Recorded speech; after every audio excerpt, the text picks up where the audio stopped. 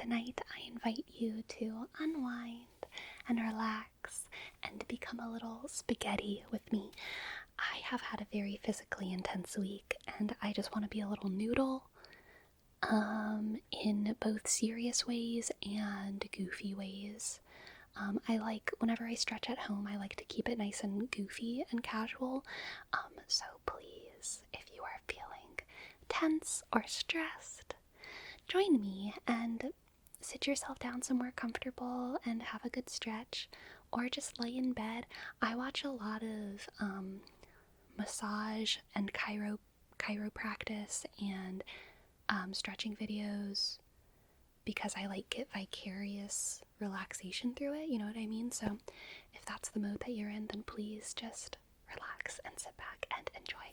I'm also going to try to do some, body triggers and stuff like that throughout, so here we go.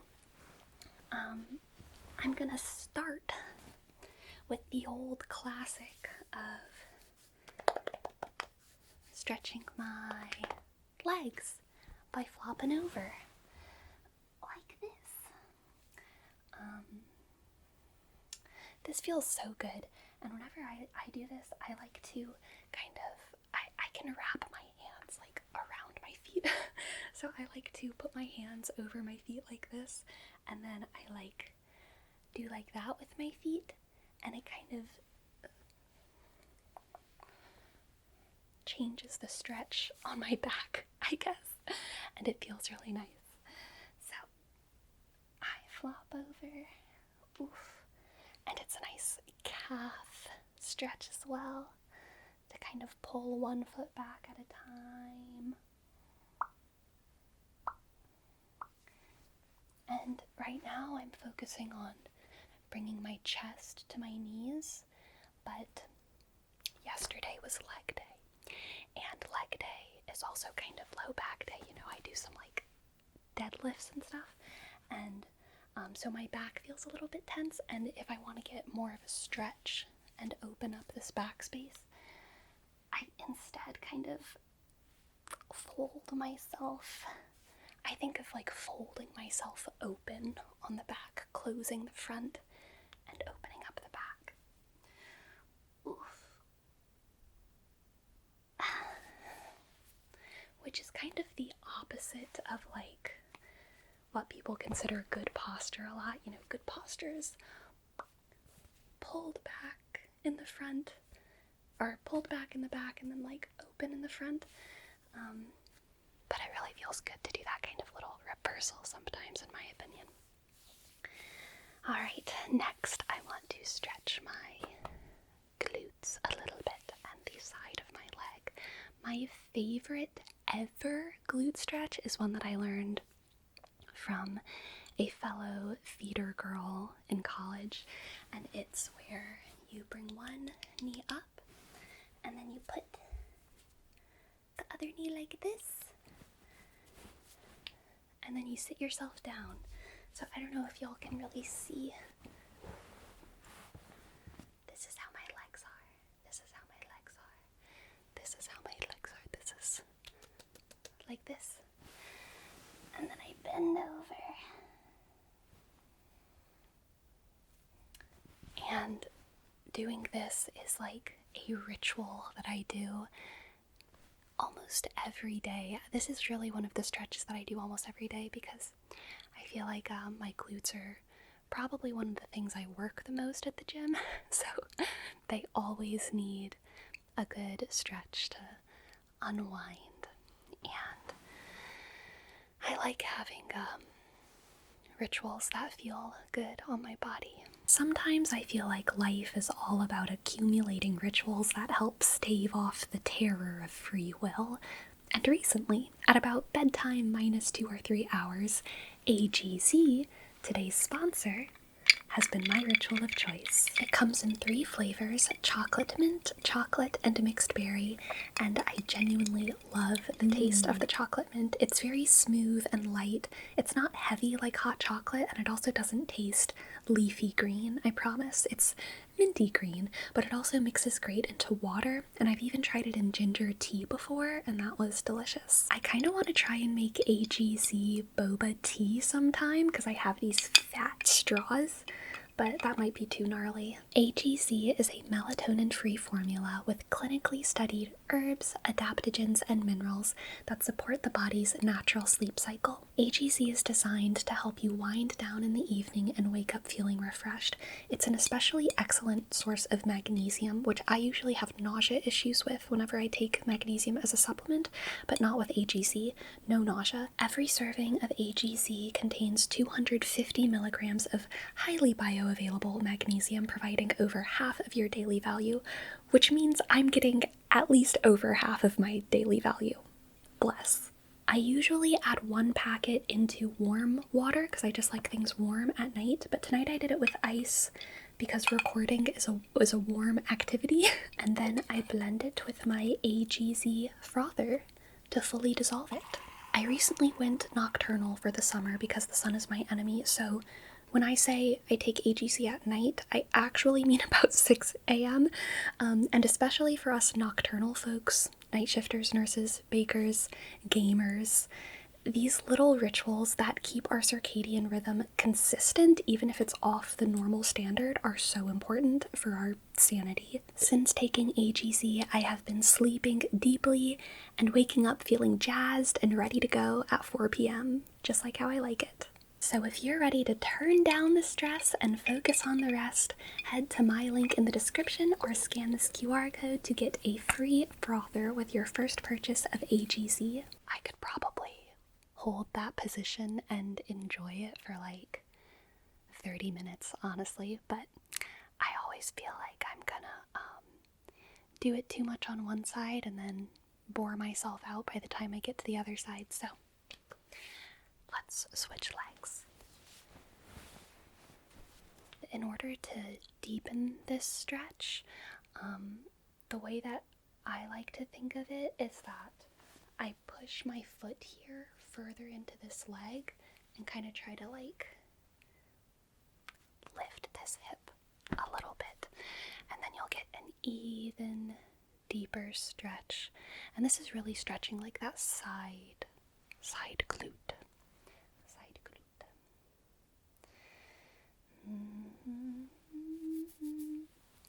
I've had Golden from K-pop Demon Hunter stuck in my head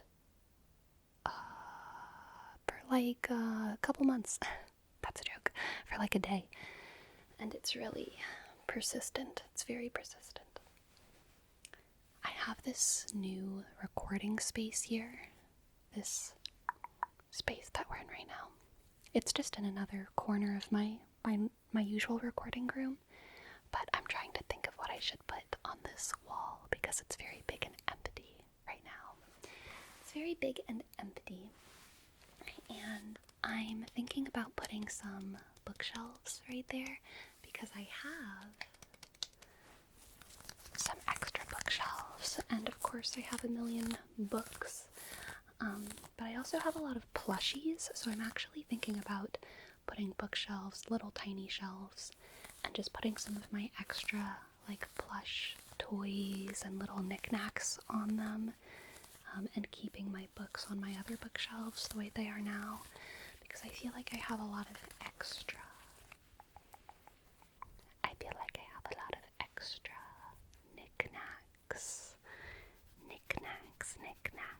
Knickknacks. Recently, I started hiking with a weighted vest, and I really, really love it. It feels like a hug all the time.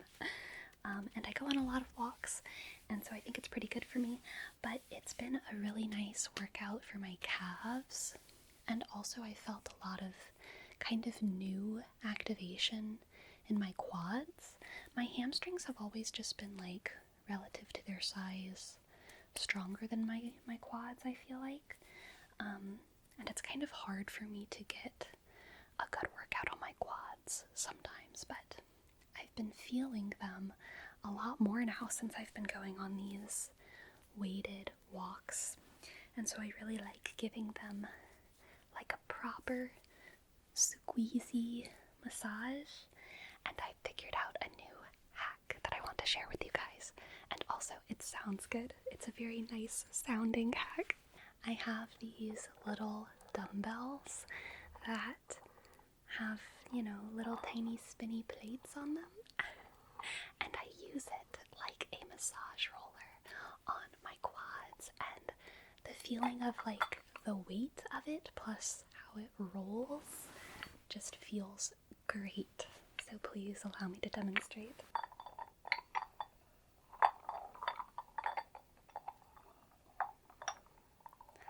Oh, it feels so good on like my inner thigh. Oof.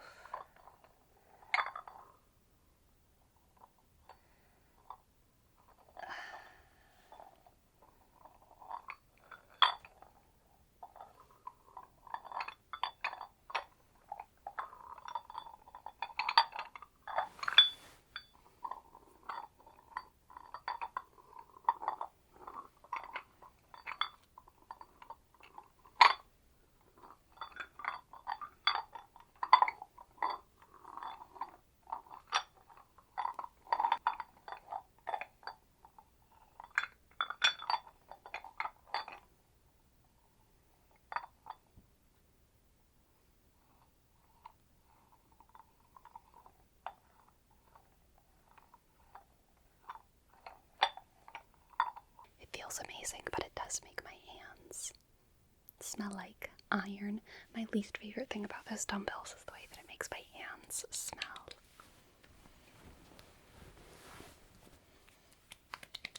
I really do think that touch is so healing for humans, and I love giving myself a good scratch. Ever since I've been young, I've really just liked scratching myself. And because I'm so fair, lines show up on me really easy. I remember when I was little, I went to Catholic school, and during Mass, we did Mass at school every Friday. Whenever I was in like kindergarten through 3rd grade, one of the ways that my friends and I entertained myself was by drawing on my skin with our nails. So we would like draw, I have a memory of drawing a lion and a dog and a sun and a star. It was my friend drawing those things with her nails on my arm, and it felt good. It obviously wasn't like painful. It was exfoliating, and it was just children being children and playing around. Scratch, scratch. And obviously scratching sounds very good. I don't know how well y'all can hear it. All the way from where the mic is.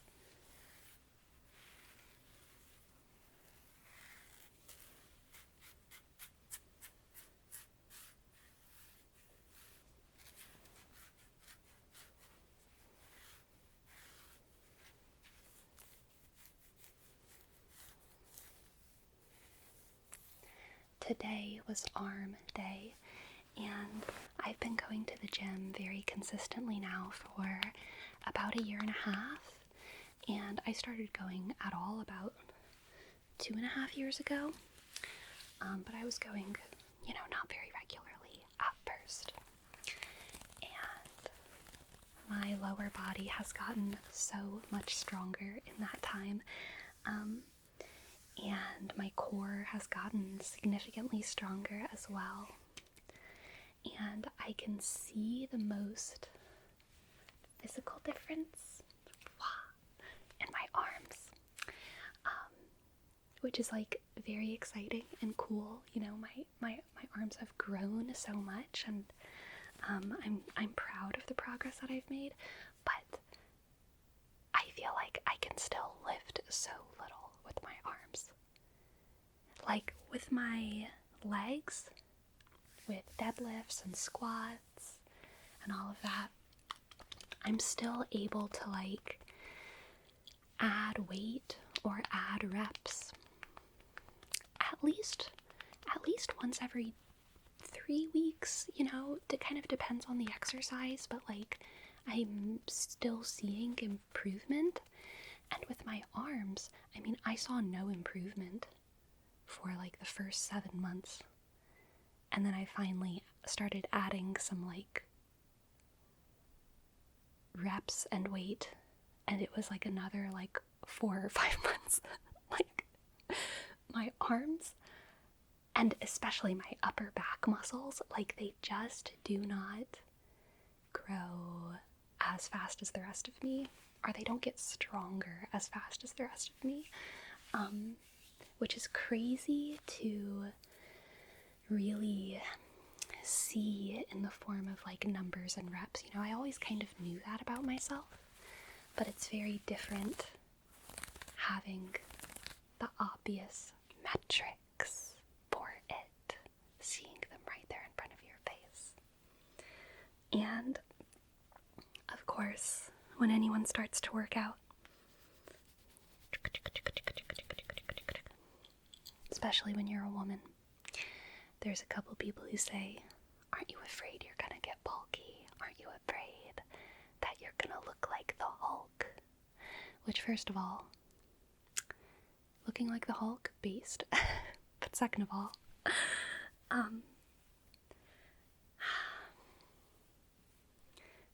all, I feel like there's this implicit suggestion behind that, that being muscular or being strong isn't feminine. But as a woman, I feel like if I can't like bicep curl a toddler, then I'm not satisfying my ideal of femininity. You know what I mean? My ideal of femininity can bicep curl a toddler. If I can't bicep curl a toddler, I feel like I would be not as good of a mother as I could be if I could bicep curl a toddler.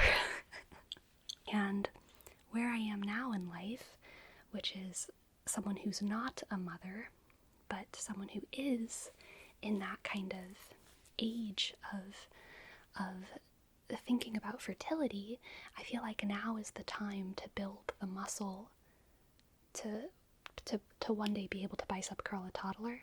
You know what I mean? And I'm getting there, okay? I'm not there yet. I need to put in more hours. So, little by little, day by day, I usually do arm day, once or twice a week. And I'm not in any rush to be bicep curling toddlers. There's, a number of things that need to happen before then. So, I have time.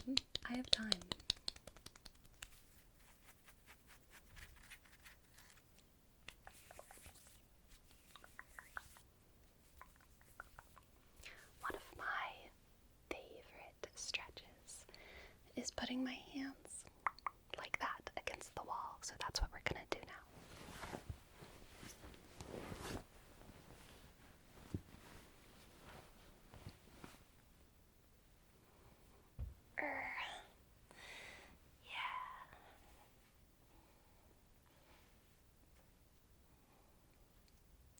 How long do you usually hold stretches? Because I usually just put on a YouTube video, you know what I mean? But right now I am the YouTube video.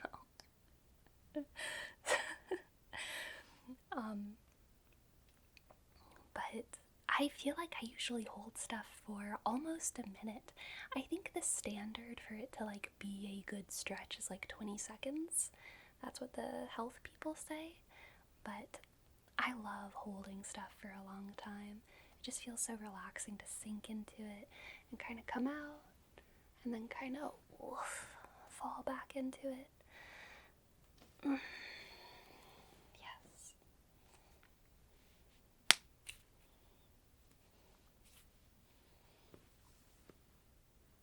My elbow that I sprained is sharp. Like, it's the way I think it's scar tissue. it's forever going to be sharper than my other elbow. I mean, all elbows have a little bit of a point, right? We have a point right here, and a point right here. But I have a really big point right there now. Really big. A very large point.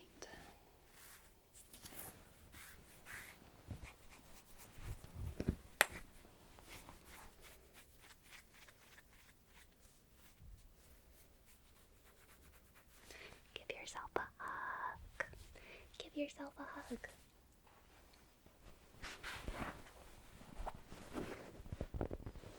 My mother sewed this pillow for me.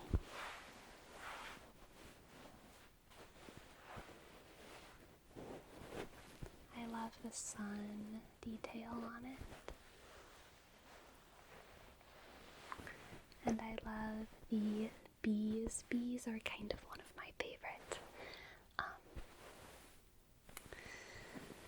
symbols. Stars, whales, and bees, and worms. Not all together. If they're all together, it's like it's too much of like a messy, too messy. But by themselves, I really like them as sort of motifs in my life. The worker bee, the worker bee, the worker bee. I am a Virgo, and Virgos are sometimes called the worker bees of the zodiac. And I relate to that. I think it's really healthy to give yourself a good scalp scratching every once in a while. Scratch, scratch, scratch, scratch.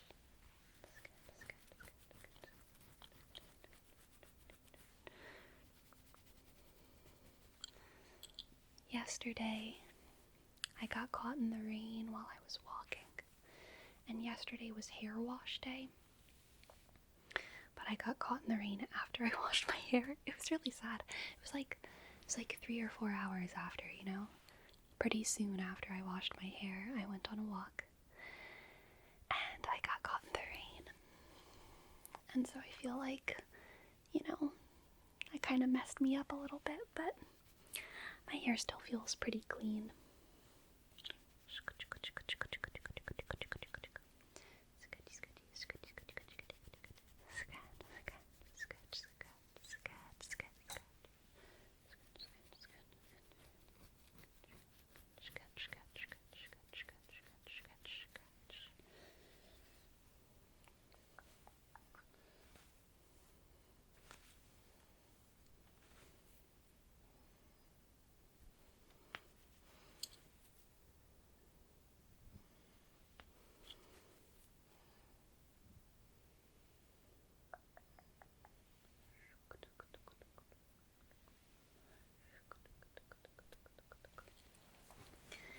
My other favorite stretch, of course, for my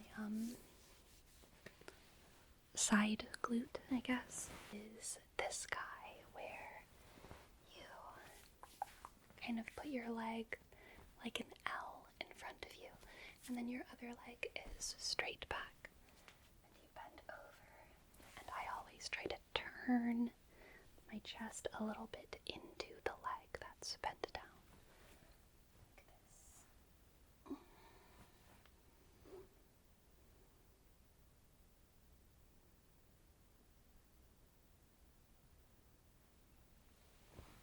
I think it's good to wiggle a little bit in a lot of stretches. And this is one of those, it's such a big muscle group, your legs, that I feel like just wiggling a little bit is a good way to hit everything without having to think about hitting everything. You know what I'm saying? And it's also just a thing that happy bodies do. Happy bodies love to wiggle. I think theater kids, theater adults, have a lot of mantras that sound childish, but it's because we treat children better than we treat ourselves a lot of times, And so a lot of the things you tell children Happy bodies love to wiggle. Those are things that are true for adults too, you know? And adults need to get outside and play, and need to be goofy, and need to have their little rhymes.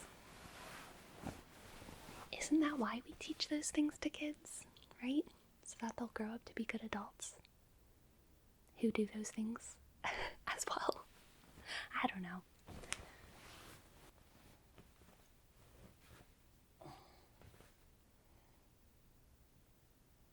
And doing this, of course, is always a great stretch too, on the chest.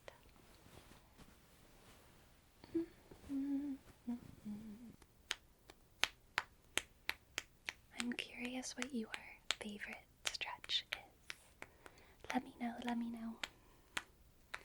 I've always just felt more in touch with my lower body, like in pretty much every way.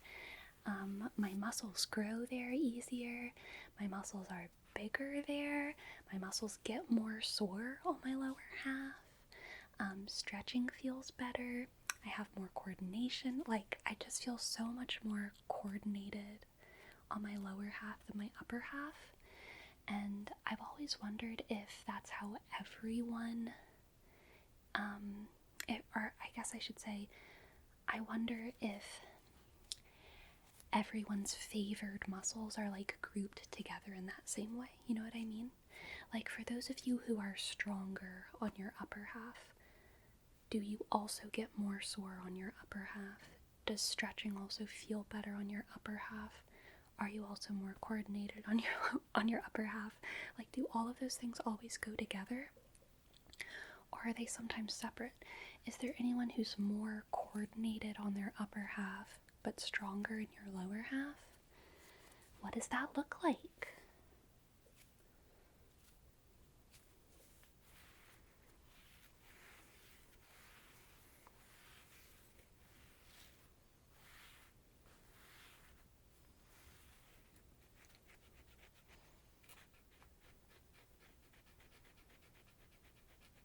Knees are so scratchy, you know, something that I've always kind of admired in a haunting way is that the most devout Catholics that I've known, whenever they get old, they don't just have bad knees, they have like a centimeter of calluses like on their knees because they spent so much time praying on their knees, which is kind of like bad. Like it's obviously like not good. It's obviously not good for you. But it is kind of a sign of devotion in a way. I do not spend that much time praying on my knees. You know, I pretty much only pray on my knees if I'm in church. But I think the real ones are, you know, at their homes on their knees, or maybe they grew up in houses that did that. And that's so intense. That's a lot. I think that some of those more physically intense aspects of religion have been slowly less normalized in the current zeitgeist. And I think there's pros and cons to that, you know. I think there's a lot of people who argue that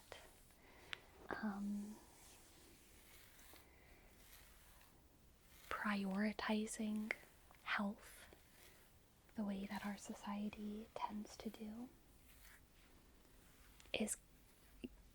can be a form of purity culture in itself, and can definitely be toxic. And I think that there's truth to that as well. I think people kind of should have the freedom to not be healthy in whatever way aligns with their values. Sometimes people have things that they value more than health, you know, and I think that that's okay. That's kind of cool. It's the tapestry of humanity, right? But also, I think a lot of people grew up in repressive situations where their parents were not taking care of their health because it wasn't a priority for their parents. Instead, praying on your knees was a priority for the parents, which isn't always, encouraging a healthy relationship with the divine. It just becomes, an authoritarian tool of discipline, and that's not good. That's not good. So, I think the most important thing to remember in these conversations is that there isn't really a simple answer for everyone. There's different right answers for different people. And that's the nuance of it.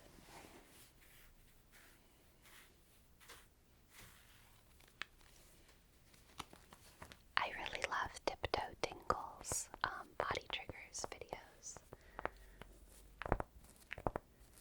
This shirt kind of has like two layers of it. There's an upper layer of fabric, and then there's like another deeper layer of fabric. So whenever I snap it, it's like a multi-snap, and I like that.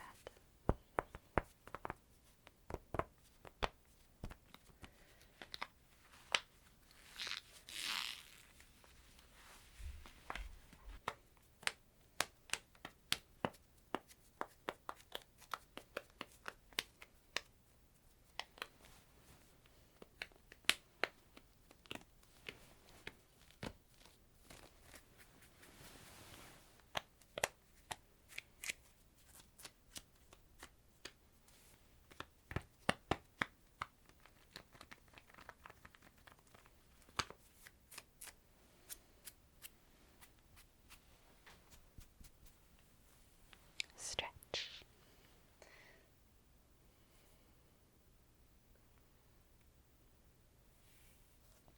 Alright, my friends, I'm going to go ahead and end this here, but I hope that you have enjoyed and relaxed, and